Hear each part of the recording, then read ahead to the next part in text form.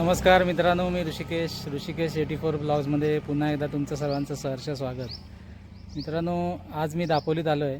दापोलीजवळच असलेल्या जालगाव येथे श्री अनिरुद्ध डोंगरे यांच्या श्री शैल रिसॉर्टमध्ये मी आलेलो आहे. तर आज तुम्हाला ते दाखवतो आजच्या एपिसोडमध्ये. अतिशय सुंदर असं ठिकाण आहे, दापोलीपासून खूप जवळ आहे आणि एक असं वेगळ्या प्रकारचं आहे जिथे पंचकर्म उपचार आणि रिसॉर्ट अशा पद्धतीचं काम चालतं. तर तिथे आपण जाऊया. मित्रांनो, तुम्हाला दिसत असेल, मी आत्ताच सांगितलं त्याप्रमाणे श्री शैल रिसॉर्ट दापोली जालगाव, मला ही पाटी दिसत असेल. हे दापोलीजवळच जालगाव म्हणून एक छोटंसं गाव आहे, दापोली दाभोळ रोडवर. अतिशय सुंदर आहे. श्री अनिरुद्ध डोंगरे यांचं हे आहे. बघा, तुम्हाला इथे प्रवेशद्वार दिसते.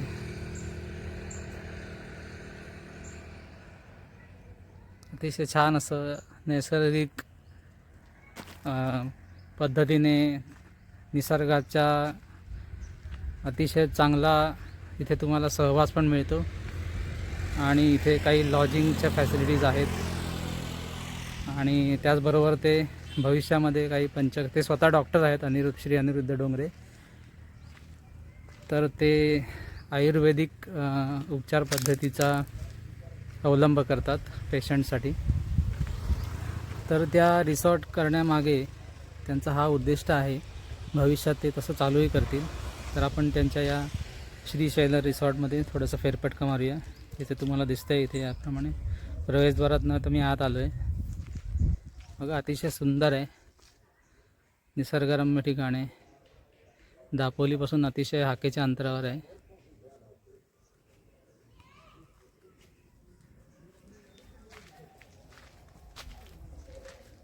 या तुम्हाला मी आता पुढे घेऊन जातो.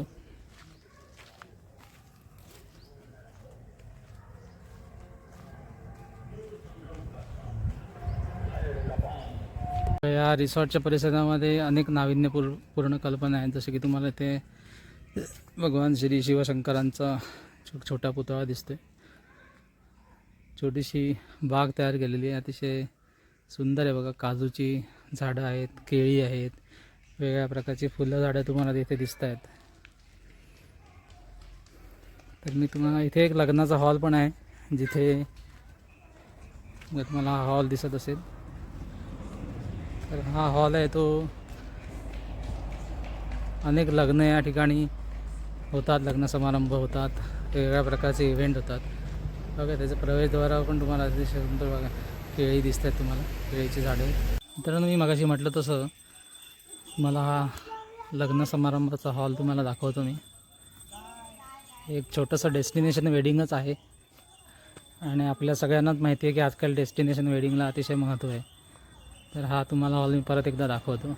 याचं प्रवेशद्वार आहे, साधा आहे पण अतिशय आजूबाजूला निसर्ग असल्यामुळे अतिशय सुंदर वाटतं. इथे साधारण 800 ते 1000 लोक या ठिकाणी समारंभाला बसू शकतात. लग्न समारंभ असतील, वेगवेगळ्या प्रकारचे इव्हेंट असतील. तर या ठिकाणी अनेक इव्हेंट या ठिकाणी झालेले आहेत अगोदर. तर तुम्ही तुमचा काही इव्हेंट करायचा असेल तर या ठिकाणी संपर्क साधू शकता. पुन्हा एकदा आपण श्री डोंगरे यांचा नंबर मी परत देतो. बघा, या ठिकाणी वारली प्रिंटिंगचे काही हे दिसते तुम्हाला. आणि या हॉलबरोबरच भोजनाची व्यवस्था जी आहे ते ठिकाण तुम्हाला मी दाखवतो. बघा, आजूबाजूला केळीची झाडं आहेत, काजूची झाडं आहेत आणि जोडीला तुम्हाला या ठिकाणी लहान मुलांसाठी एक छोटासा बगीचा केलेला आहे. घसरगुंडी वगैरे काही प्रकार त्यांनी ठेवलेले आहेत. नैसर्गिक वातावरण असल्यामुळे सुंदर वाटतं. आणि दापोली स्टँडपासून 1.5 ते 2 किलोमीटर अंतरावर आहे. तुम्ही एसटीने येऊ शकता, रिक्षाने येऊ शकता, खाजगी वाहनाने येऊ शकता. अतिशय सोपं आहे यायला. श्री शैल रिसॉर्ट. बघा, या ठिकाणी जेवणाची व्यवस्था आहे. मगाशी तुम्हाला जो हॉल दाखवला त्याची भोजन व्यवस्था या ठिकाणी असते. किंवा कधीकधी जर इव्हेंटच्या ठिकाणच्या बाजूलाच करायची असेल तर त्याप्रमाणे सुद्धा ते करून देतात. हे त्याचं प्रवेशद्वार आहे. ही भोजनाची व्यवस्था या ठिकाणी केली जाते.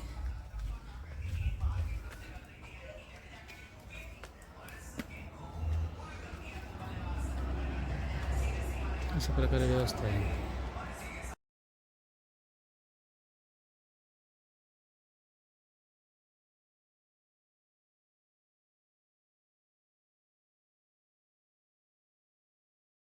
तर मित्रांनो, आता लग्नाचा हॉल तर आपण बघितला. तर आता आपण तुम्हाला रिसॉर्टचा पुढचा भाग दाखवतो की जिथे पर्यटकांसाठी रूम्स आहेत. आपण त्या रूम्सकडे जातोय आता. बघा, ही समोर आंब्याचं झाड दिसतंय. जणू काय या आमराईतच या रूम्स आहेत. अतिशय सुंदर आहे निसर्ग इथला. तर मी तुम्हाला ती रूम दाखवतो.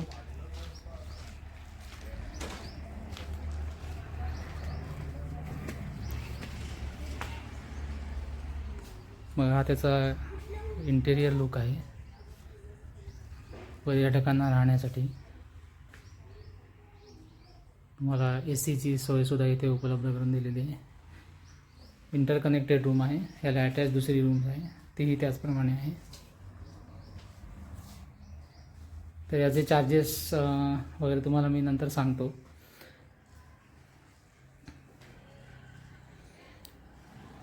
अशा प्रकारे त्यांच्याकडे 12 रूम्स आहेत.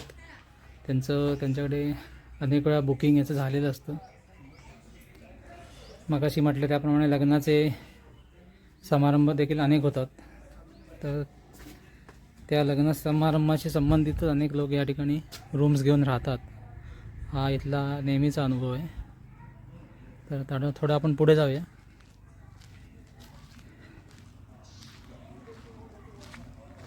हे बघा, अशा प्रकारच्या 12 रूम्स त्यांनी या ठिकाणी बांधलेले आहेत. अतिशय नैसर्गिक पद्धतीने केलेला आहे. पायवाट आहे, चिऱ्यांचा उपयोग केलेला दिसतोय आपल्याला, आणि आजूबाजूला निसर्ग आहे. मित्रांनो, आजकाल विशेषतः शहरी लोकांना धकाधकीच्या जीवनाची सवय असते. त्याच्याशिवाय त्याला पर्याय नाही. पण त्यातूनही 2 दिवस निवांत काढून अशा ठिकाणी आलं आहे तर तुम्हाला एक वेगळ्या प्रकारचा आनंद मिळतो. व इथे आमराई आहे, आंब्याची झाडं दिसत आहेत. काही प्रमाणात कोकम, काजू अशा प्रकारची सुद्धा झाडं आहेत इथे. तर मी तुम्हाला बघा अशा प्रकारच्या 12 रूम्स त्यांनी इथे केलेल्या आहेत.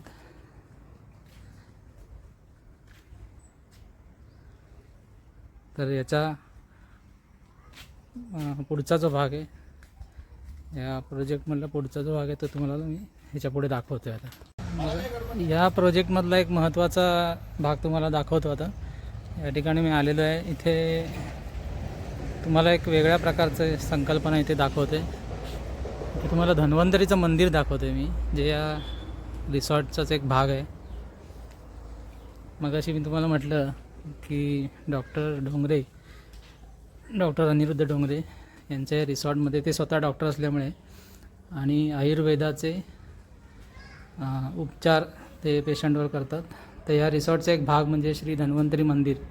बघा, अतिशय सुंदर, शांत, थंड आहे इथे वाटते तुम्हाला आल्यानंतर. धन्वंतरीची मूर्ती तुम्हाला या ठिकाणी दिसते.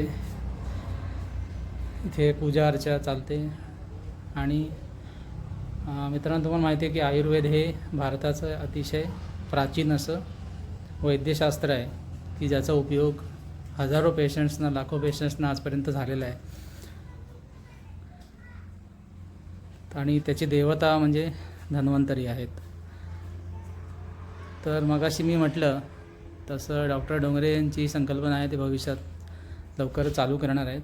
तर पंचकर्म उपचार म्हणजे नुसतंच रिसॉर्ट नाही, तर त्याच्या जोडीला लोकांना पंचकर्माचे उपचार या ठिकाणी मिळू शकतात.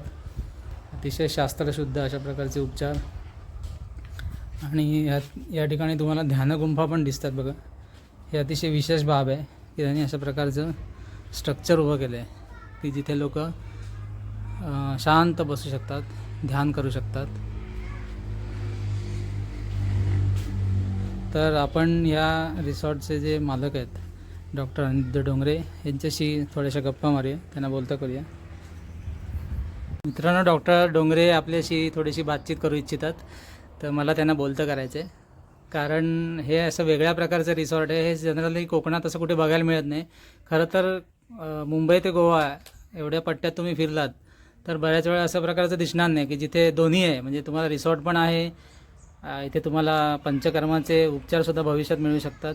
तर अशा प्रकारची एक निराळीच व्यवस्था त्यांनी उभी केली आहे. तर त्यांच्याशी आपण थोडीशी गप्पा मारूया. नमस्कार डॉक्टर. नमस्कार. मला सांगा, ही कल्पना तुम्हाला कधी सुचली आणि प्रत्यक्ष राबवायला कधी सुरुवात केलं तुम्ही?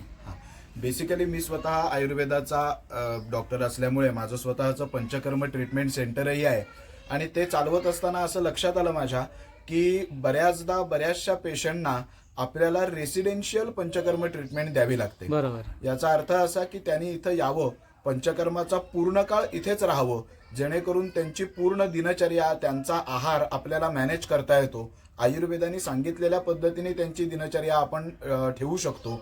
आयुर्वेदाने सांगितलेला आहार त्यांना आपण देऊ शकतो. आणि या सगळ्या गोष्टींचा एकत्रित उपयोग केला तर त्या पंचकर्माचे जे परिणाम मिळतात ते कितीतरी पट जास्त मिळतात. अर्थात नुसतंच डॉक्टरांच्या क्लिनिकमध्ये जाऊन पंचकर्म करणार आणि पुन्हा घरी आल्यावर आम्ही जे रोज खातो तेच खाणार, असं असल्यावर त्याचे जे परिणाम मिळतात त्यापेक्षा अधिक चांगले परिणाम आपण देऊ शकू.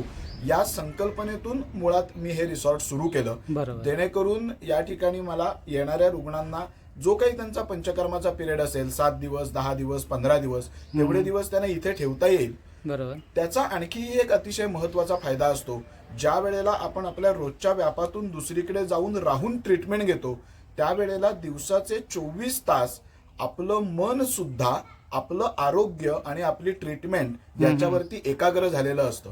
आणि याचे जे परिणाम आहेत ते परिणाम आपल्याला शब्दात सांगता येत नाही, ते प्रत्यक्ष अनुभवावे लागतात. अर्थात. तर त्या संकल्पनेमधून मुळात मी हे सुरू केलं आणि या ठिकाणी रुग्ण येतात, पंचकर्म घेतात, राहतात आणि मग ते पंचकर्म घेत असताना त्यांची पूर्ण दिवसाची दिनचर्या आपण मॅनेज करतो. उदाहरणार्थ त्यांनी सकाळी 5-5:30 वाजता उठणं अपेक्षित आहे. त्यानंतर आपले योगा एक्सपर्ट आहेत, ते सकाळी 5:30 वाजल्यापासून 7 वाजेपर्यंत त्यांच्याकडून योगा प्राणायाम करून घेतात. मग त्यानंतर त्यांना काही विशिष्ट प्रकारचा नाश्ता आणि त्याच्यासोबत काही विशिष्ट काढे दिले जातात. त्यानंतर मग त्यांचं पंचकर्माचं मॉर्निंग सेशन होतं. दुपारी भोजन आपण त्यांना जे पथ्याचं आहे, जे आयुर्वेदाने सांगितलंय ते या ठिकाणी देतो. त्यानंतर दुपारच्या सत्रामध्ये काही पंचकर्माच्या प्रोसिजर्स असतील तर त्याही केल्या जातात. आणि या सोबतच सकाळच्या सत्रामध्ये, योगाच्या सत्रामध्ये त्यांना जे ध्यान शिकवलेलं असतं, तुम्ही माझ्या पाठीमागे बघताय ही ध्यानाची मगाशी दाखवलं ना. तर हा अतिशय सुंदर संकल्पना आहे आणि लोक अतिशय निवांतपणे बसू शकतात. कारण आजच्या ताणतणावाचं जे जीवन आहे तर त्याच्यात तुम्हाला अगदी 10 मिनिटं जरी याच्यात तुम्ही बसलात तरी खऱ्या अर्थाने मनःशांती तुम्हाला मिळेल. अर्थात डॉक्टरांचा सल्ला तुम्हाला मिळेलच, त्यामुळे ते पुन्हा शास्त्रानुसार होईल यात काही शंका नाही. तुम्ही म्हणालात ते 100% बरोबर आहे.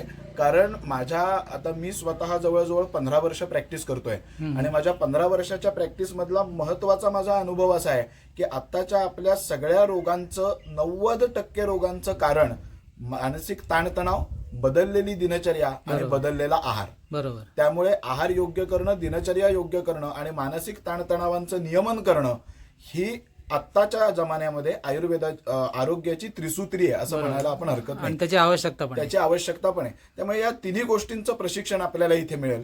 सकाळच्या योगाच्या सत्रामध्ये जे आपल्याला ध्यान धारणा शिकवलेली आहे त्याचं प्रात्यक्षिक संध्याकाळच्या वेळेला आपण या कुटुंबामध्ये बसून करू शकू. आणि अशा पद्धतीने आपल्या नेहमीच्या दिनचर्येपेक्षा, नेहमीच्या धकाधकीच्या आपल्या वातावरणापेक्षा एक 7 दिवस वेगळं आरोग्याचं प्रशिक्षण आपण याला म्हणू शकतो. अशा पद्धतीचं आपण या ठिकाणी घ्यावं आणि हा ठेवा घेऊन आपण परत जावं. या संकल्पनेनं मूळ या रिसॉर्टची सुरुवात झाली.